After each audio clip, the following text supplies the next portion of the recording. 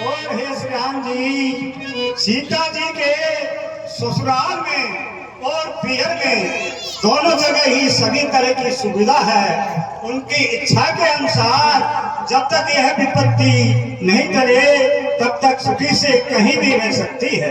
प्रिय सज्जनों, इस प्रकार से महाराज दशरथ जी का संदेशा सुनकर के श्री राम जी ने भी सीता जी को नाना प्रकार से समझाने के लिए इस प्रकार से कहा।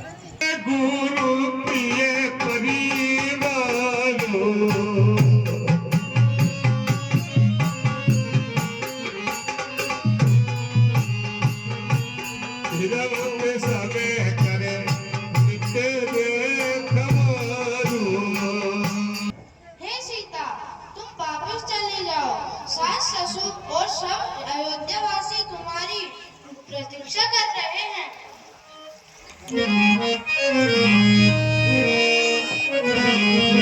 प्रभु करुणामय परम विवेकी स्वामी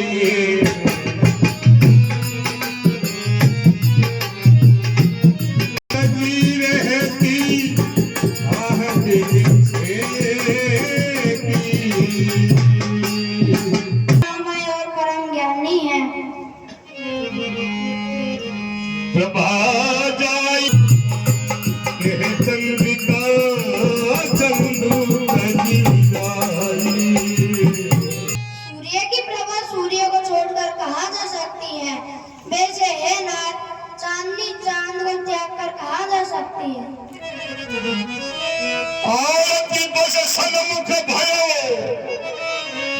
बिलगुन मानवतात आयत सुत पद कमल दिनो और बाजित हो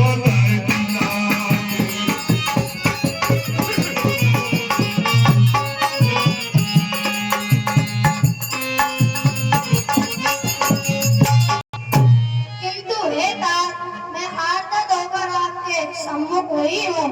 आप बुरा न मानिएगा।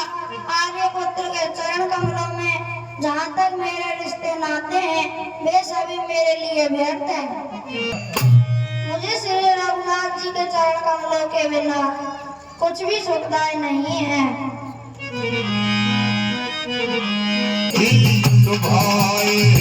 मेरी सास ससुर से पाँव पड़कर मेरी ओर से विनती करना, मैं यहाँ वन में सुखदायी हूँ।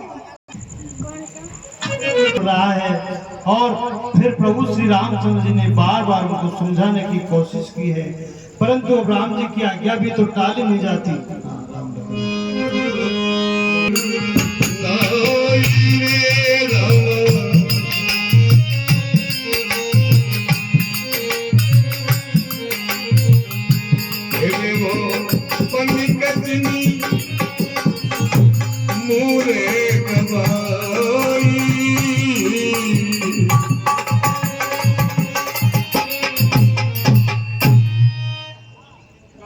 प्रिय सज्जनों, तब श्री राम लक्ष्मण जानकी जी को प्रणाम करके और अब निषाद राज है वापस लौट रहे हैं।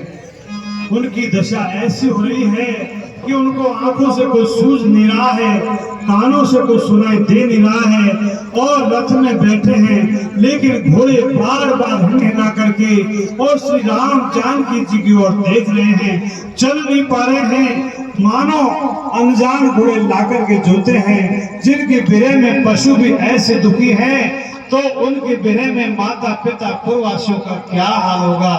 अब इस प्रकार से जबरदस्ती भगवान उनको तुम्हारे मरम में जाना यही तुम्हारा। हे केवट, अपनी नाम ले आओ और मुझे पार उतार दो। अपनी नाम ले आओ महाराज। नाम तो ले आऊंगा पर मेरी एक शर्त होगी प्रभु। क्या शर्त होगी? बताता हूँ, सुनो। बैठो बैठ जाओ।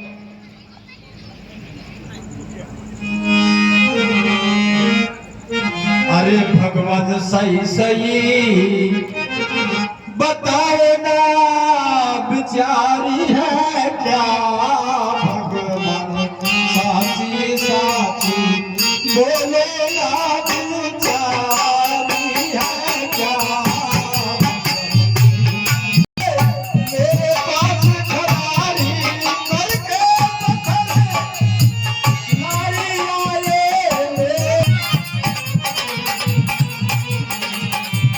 बन